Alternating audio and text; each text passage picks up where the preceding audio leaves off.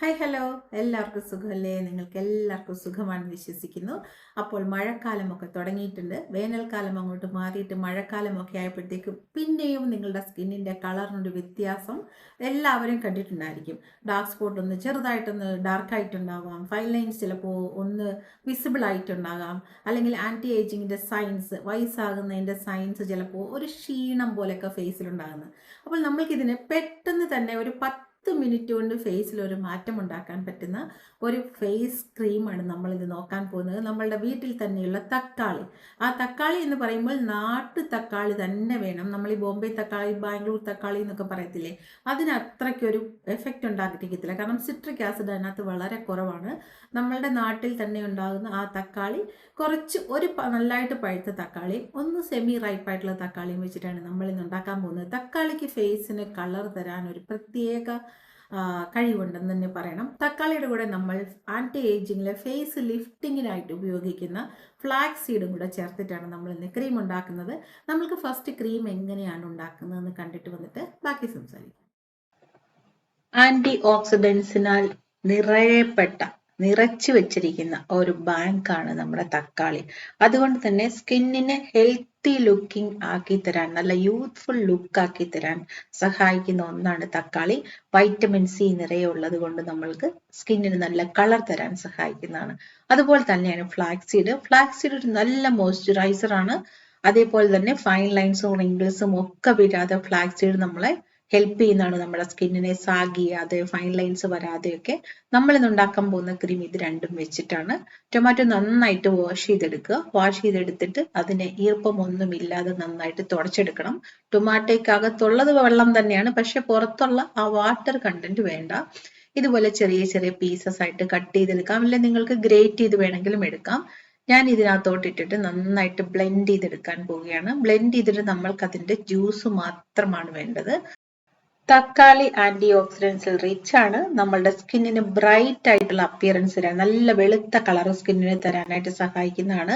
അതുപോലെ സ്കിന്നിൽ ഉണ്ടാകുന്ന എക്സസ് ഓയിലിനെയും അഴുക്കിനെയും ഒക്കെ മാറ്റി ക്ലീൻ ചെയ്യുന്നതാണ്. അതുപോലെ സ്കിൻ ടെക്സ്ചർ ഇംപ്രൂവ് ചെയ്യാനായിട്ട് നമ്മളെ നാച്ചുറൽ ആയിട്ടുള്ള ഇതിന്റെ ആസിഡ് നമ്മളെ ഹെൽപ്പ് ചെയ്യുന്നതാണ്. യൂത്ത്ഫുൾ ഗ്ലോ തരാനായിട്ട് ഒരുപാട് സഹായിക്കുന്ന ഒന്നാണ് തക്കാളി.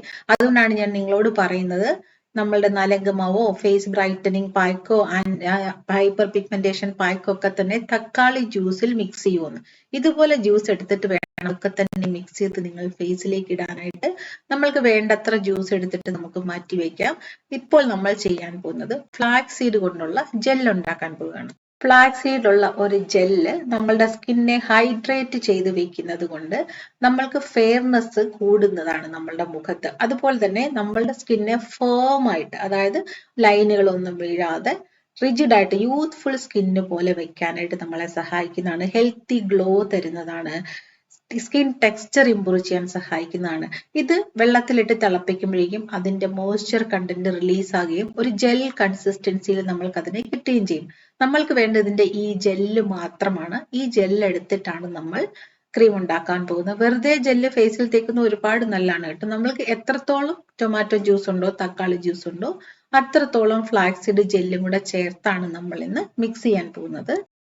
അതായത് ഏജ് ആകുമ്പോൾ നമ്മളുടെ സ്കിന്ന് പെട്ടെന്ന് ഡ്രൈ ആകും. നമ്മളുടെ സ്കിന്ന് മാത്രമല്ല ബോഡിയും ഒക്കെ ഡ്രൈ ആകും. അതുകൊണ്ടാണ് ഹൈഡ്രേറ്റ് ചെയ്ത് വെക്കണം എന്ന് പറയുന്നത്. അതിനുവേണ്ടി ഫ്ലാക്സീഡ് ഒരുപാട് നല്ലതാണ്. ഫ്ലാക്സീഡ് ഫ്രൈ ചെയ്ത് കഴിക്കുന്നതും, ഫ്രൈ അല്ല റോസ്റ്റ് ചെയ്ത് കഴിക്കുന്നതും നല്ലതാണ്. ഇപ്പോൾ ഞാൻ ചേർക്കുന്നത് സാന്താൻ ഗം എന്ന് പറയുന്ന ഒരു പൊടിയാണ്.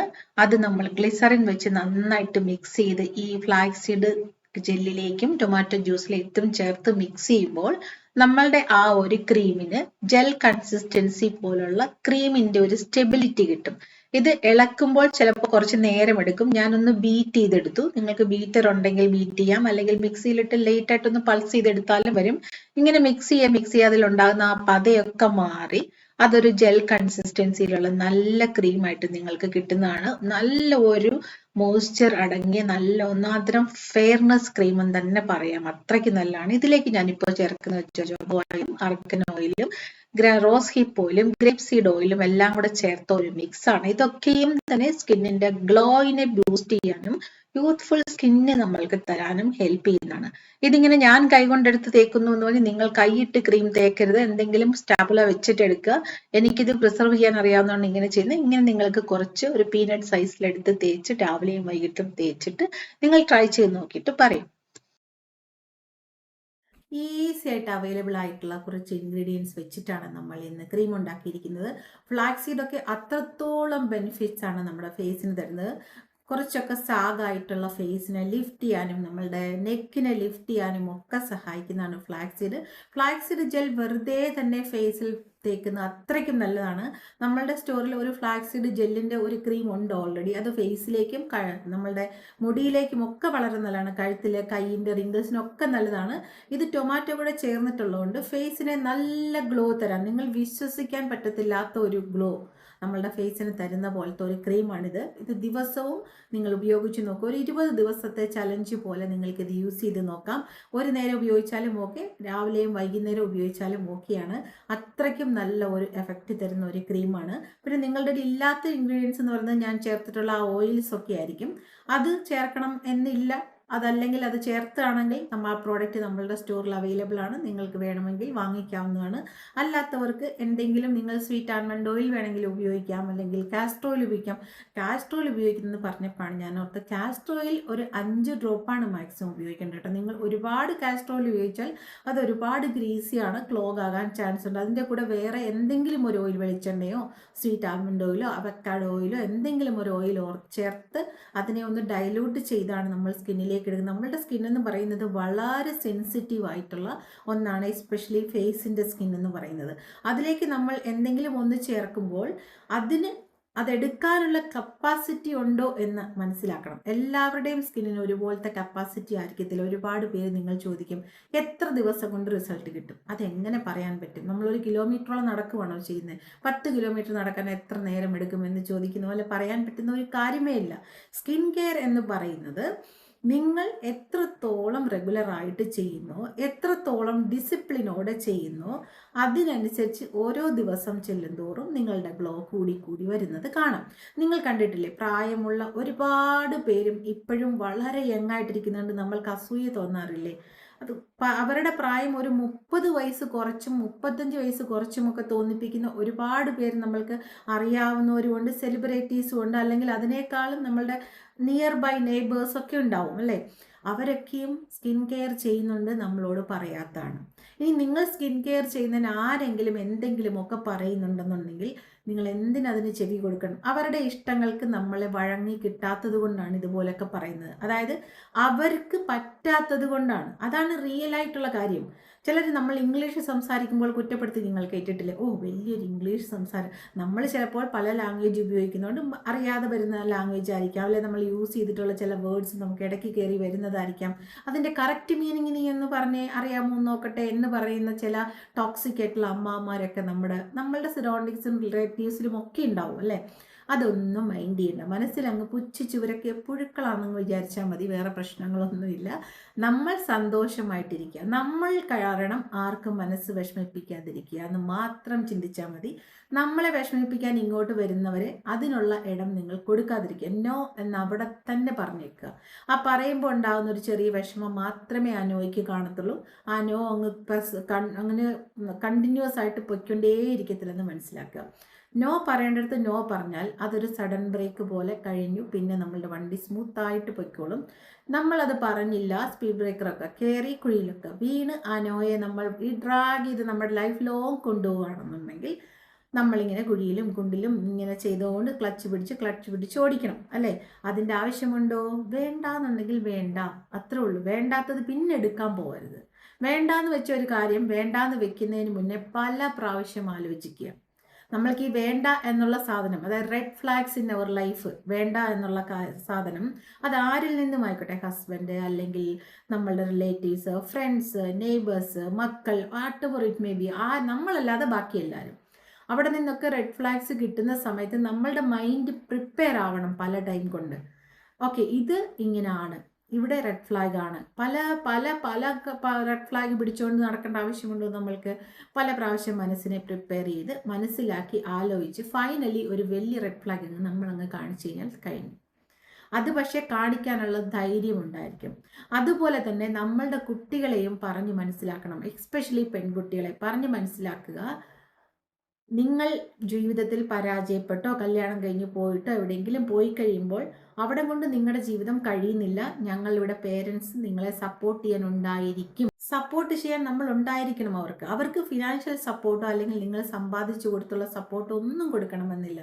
നിങ്ങളുണ്ട് സപ്പോർട്ടിനെന്നുള്ള ഒരു കോൺഫിഡൻസ് കൊടുത്തിട്ട് ഒന്ന് ബൂസ്റ്റപ്പ് ചെയ്യാൻ, ലൈഫിനെ ഒന്ന് ഫോം ചെയ്യാനായിട്ട് ഒന്ന് സഹായിച്ചു കൊടുത്താൽ, ഒരു കരിയർ ഫോം ചെയ്യാനായിട്ട് ഈഗോ എല്ലാം വിട്ടിട്ട് ഒരു ചെറിയ ബിസിനസ് തുടങ്ങാനായിട്ട് ആ ബിസിനസ്സിൽ നിന്ന് അവർ പിടിച്ചു കയറിക്കോളും. അല്ലെങ്കിൽ എന്തെങ്കിലും ഒരു ബിസിനസ് എന്തെങ്കിലും ആവട്ടെ. ബിസിനസ് എന്ന് പറഞ്ഞാൽ ഇപ്പോൾ നമ്മൾ സെയിൽ ആൻഡ് ഇൻകം ആൻഡ് സെയിലോ അല്ലെങ്കിൽ സെയിൽ ചെയ്യുന്നോ അത് മാത്രമൊന്നുമല്ല. അല്ലാതെ നമ്മളിപ്പോൾ ഒരു ട്യൂഷൻ സെൻറ്റർ തുടങ്ങുന്നത് തന്നെ ഒരു ബിസിനസ്സാണ് അല്ലേ? പക്ഷേ നമ്മൾ സിൻസിയറായിട്ട് ചെയ്യുക, അത് മാത്രം പഠിപ്പിക്കുക. എന്ത് ജോലി ചെയ്താലും 100% സിൻസിയറിറ്റോട് ചെയ്യുക, നമ്മളും ചെയ്യുക, അവരെയും അങ്ങനെ തന്നെ മനസ്സിലാക്കി കൊടുക്കുക. അങ്ങനെ ഉണ്ടെന്നുണ്ടെങ്കിൽ നമുക്ക് സക്സസ് തന്നെ വന്നോളും. പുറകെ നമ്മൾ പോകുന്ന വഴികളിൽ കൂടെ നമ്മൾ പലരെയും പരിചയപ്പെടുമ്പോഴും പലത് കാണുമ്പോഴും നമുക്ക് സക്സസ് വന്നോളൂ എന്ന് പറഞ്ഞ പോലെയാണ് സ്കിൻ കെയറും കേട്ടോ. നിങ്ങൾ ചെയ്ത് കൊണ്ടുവരിക. നിങ്ങൾക്കൊരു ദിവസം കുറച്ച് ദിവസങ്ങൾ കഴിയുമ്പോൾ നിങ്ങൾ സ്വപ്നത്തിൽ എന്ന പോലെ നിങ്ങളുടെ സ്കിൻ മാറുന്നത് നിങ്ങൾക്ക് കാണാം. നിങ്ങൾക്ക് സ്വയം ഫീൽ ചെയ്യും നിങ്ങൾ യങ് ആണ്, നിങ്ങൾ ഇപ്പോഴും ഒന്നും കൈവിട്ടു പോയിട്ടില്ല എന്നുള്ള കാര്യം. പിന്നെ നമ്മൾക്ക് ഏജ് ആകും എന്നുള്ളത് വളരെ ഒരു സത്യമാണ് കേട്ടോ. ഏജ് ആയിക്കോട്ടെ, സ്കിന്നിന് ഏജ് ആകണമെന്നില്ലല്ലോ. നമ്മൾക്ക് ഏജ് ആയിക്കോട്ടെ, നമ്മളുടെ സോളിന്, നമ്മുടെ ആത്മാവിന് ഏജ് ആയിക്കോട്ടെ, അതിന് പ്രശ്നമില്ലല്ലോ. സ്കിന്നിന് ഏജ് ആവാതെ നോക്കിയാൽ പോരെ, നമ്മളുടെ മുടിക്ക് ഏജ് ആകാതെ നോക്കിയാൽ പോരെ, നമ്മളുടെ ചിരിക്ക്, നമ്മളുടെ കണ്ണുകളുടെ പ്രകാശത്തിന് ഒക്കെ ഏജ് ആകാതെ നോക്കിക്കഴിഞ്ഞാൽ അതൊരു വലിയ കാര്യമാണ്. ഇതിന് സ്കിൻ കെയർ മാത്രം പോരാ. എപ്പോഴും ഞാൻ പറയുന്ന പോലെ വ്യായാമം വേണം. എന്നും എന്തെങ്കിലുമൊക്കെ നമ്മളൊരു ഹാഫ് ആൻ അവർ ഫിസിക്കലായിട്ട് എൻഗേജ് ആകുന്ന പോലെ ചെയ്തിരിക്കണം. നിങ്ങൾക്ക് ബെഡിൽ തന്നെ നിങ്ങൾക്ക് യോഗ ചെയ്യാം. കുറേ യോഗയുടെ വീഡിയോ ഒക്കെ നമ്മൾ ഇട്ടിട്ടുണ്ട്. ആ വീഡിയോസൊക്കെ എടുത്താണ്. പിന്നെ എന്നോട് വീഡിയോ അയച്ചു തരാൻ പറയരുത് കേട്ടോ.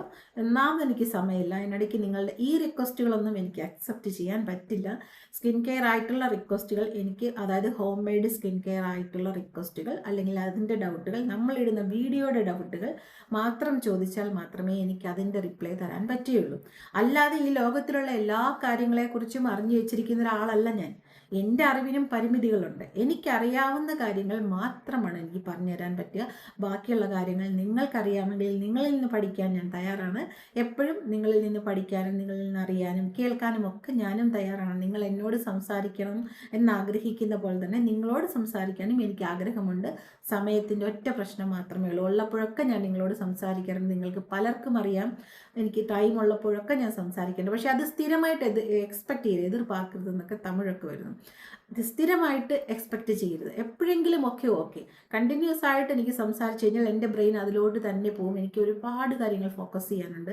അതൊക്കെയും ജോലിയൊക്കെ ചെയ്ത് തീർത്തിട്ട്, ഞാൻ പറഞ്ഞില്ലേ എനിക്കൊരു ഡ്രീമുണ്ട്, ആ ഡ്രീം എനിക്ക് അച്ചീവ് ചെയ്യണം. ആ ഡ്രീമിലേക്കുള്ള ചേസിങ്ങിലാണ് ഞാൻ. സോ ഞാനത് അച്ചീവ് ചെയ്ത് കഴിയുമ്പോൾ ഉറപ്പായിട്ടും നിങ്ങളോട് എല്ലാവരോടും പറയുന്നതായിരിക്കും. ഞാൻ എപ്പോഴും പറയുന്ന പോലെ ഞാൻ എല്ലാവരോടും പറയുന്നത് ഒരു വലിയ ഡ്രീമാണ്. ഇത് പൈസ കൊണ്ടുള്ള ഡ്രീം അല്ല കേട്ടോ. ഇത് മൈൻഡിൻ്റെ സാറ്റിസ്ഫാക്ഷൻ്റെ ഒരു ഡ്രീമാണ്. അത്രയും മാത്രം ഞാൻ പറയാം. അതിന് നിങ്ങൾ എൻ്റെ കൂടെ എന്നും ഉണ്ടാവുമെന്ന് ഞാൻ വിശ്വസിക്കുന്നു. നിങ്ങളുടെ കൂടെ നിങ്ങളുടെ സ്കിൻ കെയർ ജേണിയിൽ, നിങ്ങളുടെ ഹെയർ കെയർ ജേണിയിൽ എനിക്കറിയാവുന്ന കുറേ കാര്യങ്ങളുമായിട്ട് ഞാനും എപ്പോഴും നിങ്ങളുടെ കൂടെ ഉണ്ടാവും. അപ്പോൾ ഇതാണ് ഇന്നത്തെ കണ്ടന്റ്. മറ്റൊരു വീഡിയോയിൽ നല്ലൊരു കണ്ടന്റുമായി കാണാം. നമ്മുടെ ടേക്ക് കെയർ.